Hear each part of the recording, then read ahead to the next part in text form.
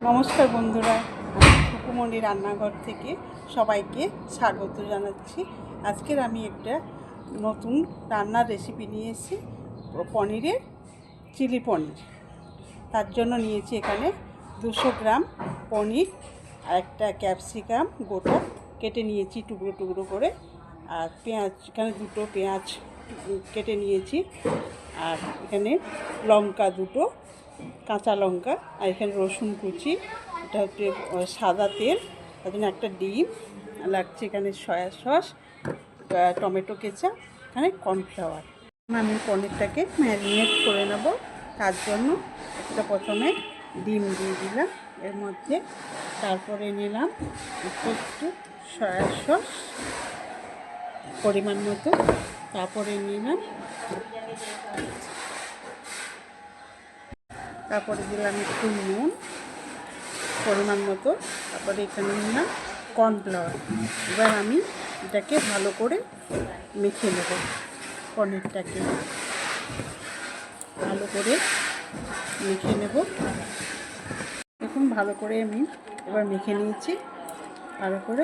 এবার আমি এবারও একটা একটা করে ভেজে নেব। এবার কড়াইটা বসিয়ে দিলাম, তারপরে এই কড়াইটা গরম হয়ে গেছে। এবার আমি সাদা তেল দিয়ে দিলাম কড়াইয়ের মধ্যে। তারপরে এবার তেলটা গরম হয়ে গেলে আমি এক এক করে পনিরগুলোকে ভেজে নেব। পনিরগুলো ভালো করে ভাজা হয়ে গেছে, এবার আমি তুলে নেব। লাল লাল করে ভাজা হয়ে গেছে, এবার সবগুলো আমি তুলে নিয়েছি। এবার ওই তেলের মধ্যে প্রথমে আমি রসুন কুচি দিয়ে দিলাম, তারপরে দিলাম কাঁচা লঙ্কা। রসুন কুচি কাঁচা লঙ্কা একটু ভাজা ভাজা হয়ে গেলে এরপরে দেবো আমি পেঁয়াজ কুচি।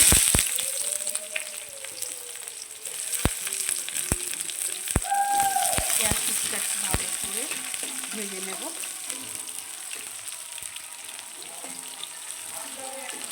এবার দিয়ে দেবো আমি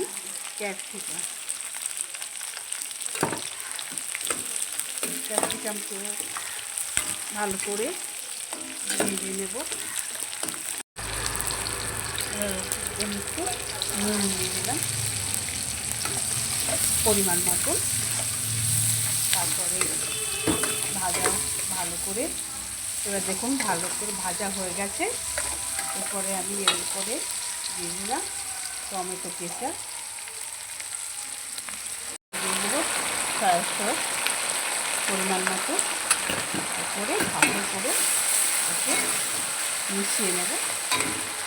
হয়ে গেছে, এবার আমি পনিরগুলোকে দিয়ে দেবো। পনিরগুলোকে ভালো করে ওকে মিশিয়ে নেব।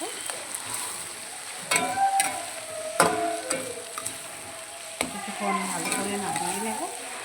তারপরে এর মধ্যে আমি জল দেবো সামান্য পরিমাণ মতো।